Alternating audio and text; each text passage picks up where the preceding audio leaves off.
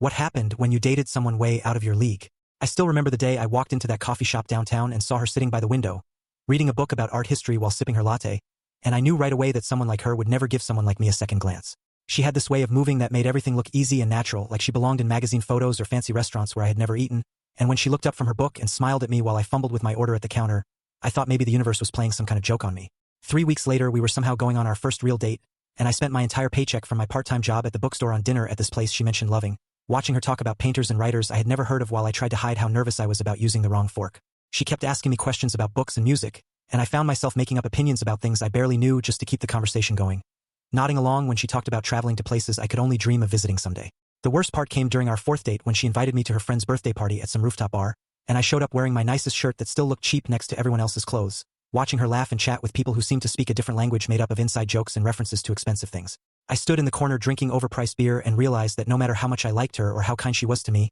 we lived in completely different worlds that would never really fit together. When she texted me the next morning saying she had a great time but thought we should just be friends, I felt relieved more than heartbroken because I finally stopped pretending to be someone I wasn't, and I learned that sometimes caring about someone means accepting when you're not right for each other, even when they're amazing.